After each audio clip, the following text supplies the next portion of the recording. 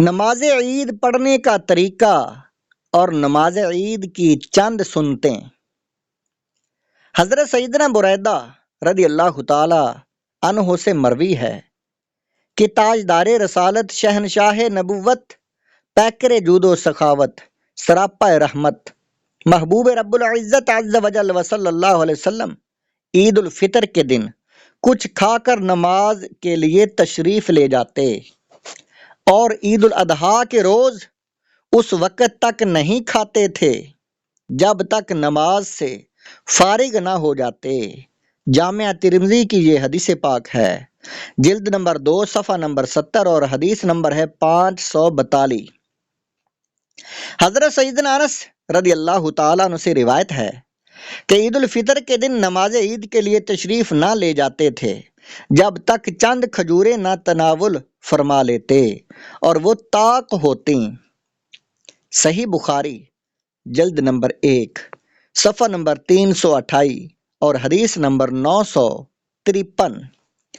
طاق عدد میں کھجوریں کھانا سنت ہے، یعنی 1 یا 3 یا 5 یا 7۔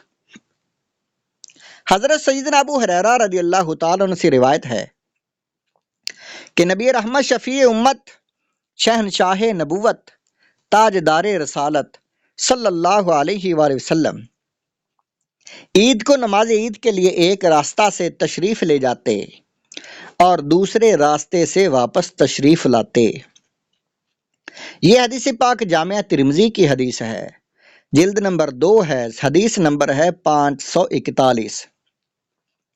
نماز عید کا طریقہ۔ دونوں عیدوں کا ایک ہی طریقہ ہے۔ پہلے نیت کیجئے کہ میں نیت کرتا ہوں 2 رکعت نماز عید الفطر یا عید الاضحیٰ کی 6 زائد تکبیروں کے ساتھ، واسطے اللہ عز و جل کے پیچھے اس امام کے۔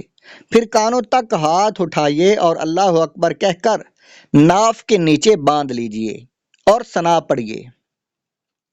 ثنا کے بعد کانوں تک ہاتھ اٹھائیے اور اللہ اکبر کہتے ہوئے لٹکا دیجئے۔ پھر ہاتھ کانوں تک اٹھائیے اور اللہ اکبر کہہ کر لٹکا دیجئے۔ پھر کانوں تک ہاتھ اٹھائیے تیسری مرتبہ اور اللہ اکبر کہہ کر باندھ لیجئے، یعنی پہلی تکبیر کے بعد ہاتھ باندھے، اس کے بعد دوسری اور تیسری تکبیر میں لٹکائے اور چوتھی تکبیر میں ہاتھ باندھ لیجئے۔ قاعدہ یہ ہے کہ جہاں قیام میں تکبیر کے بعد کچھ پڑھنا ہے وہاں ہاتھ باندھنے ہیں، اور جہاں نہیں پڑھنا وہاں ہاتھ لٹکانے ہیں۔ پھر امام تعوذ اور تسمیہ آہستہ پڑھ کر الحمد شریف اور سورت بلند آواز کے ساتھ پڑھے، پھر رکوع کرے۔ دوسری رکعت میں پہلے الحمد شریف اور سورہ پڑھے، پھر 3 بار کان تک ہاتھ اٹھا کر اللہ اکبر کہے اور ہاتھ نہ باندھے، اور چوتھی بار بغیر ہاتھ اٹھائے اللہ اکبر کہتے ہوئے رکوع میں جائیے اور نماز مکمل کر لیجئے۔ ہر 2 تکبیروں کے درمیان 3 بار سبحان اللہ کہنے کی مقدار چپ کھڑا رہنا ہے۔ یہ طریقہ در مختار، رد المختار، جلد نمبر 3 صفحہ نمبر 66 پر اور فتاوی عالمگیری میں جلد نمبر 1 صفحہ نمبر 150 پر مذکور ہے۔ نماز عید کے بارے میں مسائل۔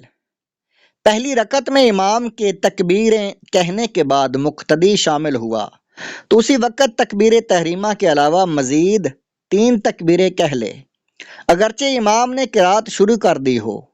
اگر مقتدی نے تکبیریں نہ کہیں کہ امام رکوع میں چلا گیا تو کھڑے کھڑے نہ کہے، بلکہ امام کے ساتھ رکوع میں جائے اور رکوع میں تکبیریں کہہ لے۔ رکوع میں تکبیریں کہتے ہوئے ہاتھ نہ اٹھائے۔ غالب گمان ہے کہ تکبیریں کہہ کر امام کو رکوع میں پا لے گا تو کھڑے کھڑے تکبیریں کہے، پھر رکوع میں جائے، ورنہ اللہ اکبر کہہ کر رکوع میں جائے اور رکوع میں تکبیریں کہے۔ پھر اگر اس نے رکوع میں تکبیریں پوری نہ کی تھیں کہ امام نے سر اٹھا لیا تو باقی ساکت ہو گئیں، یعنی بقیہ تکبیریں اب نہ کہے، اور اگر امام کے رکوع سے اٹھنے کے بعد شامل ہوا تو اب تکبیریں نہ کہے، بلکہ امام کے سلام پھیرنے کے بعد جب اپنی بقیہ پڑھے اس وقت کہے۔ اگر مقتدی دوسری رکعت میں شامل ہوا پہلی رکعت کی تکبیریں اب نہ کہے، بلکہ جب اپنی فوت شدہ رکعت پڑھنے کھڑا ہو اس وقت کہے۔ دوسری رکعت کی تکبیریں اگر وہ امام کے ساتھ مل جائے تو بہتر، ورنہ اس میں بھی وہی تفصیل ہے جو پہلی رکعت کے بارے میں مذکور ہوئی۔ یہ مسائل در مختار و رد المختار میں جلد نمبر 3 میں موجود ہیں۔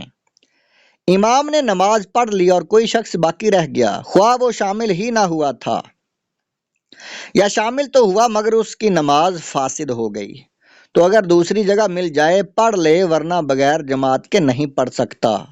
ہاں بہتر یہ ہے کہ یہ شخص 4 رکعت چاشت کی نماز پڑھ لے۔ در مختار جلد نمبر 3۔ عید کے خطبے کے احکام۔ نماز کے بعد امام 2 خطبے پڑھے، اور خطبہ جمعہ میں جو چیزیں سنت ہیں اس میں بھی سنت ہیں، اور جو وہاں مکروہ ہیں یہاں بھی مکروہ ہیں، صرف 2 باتوں میں فرق ہے۔ ایک یہ کہ جمعہ کے پہلے خطبہ سے پہلے خطیب کا بیٹھنا سنت تھا اور اس میں نہ بیٹھنا سنت ہے۔ دوسرے یہ کہ اس میں پہلے خطبہ سے پہلے 9 بار اور دوسرے سے پہلے 7 بار اور ممبر سے اترنے سے پہلے 14 بار اللہ اکبر کہنا سنت ہے، اور جمعہ میں یہ سنت نہیں ہے۔ یہ مسائل در مختار میں لکھے ہوئے ہیں۔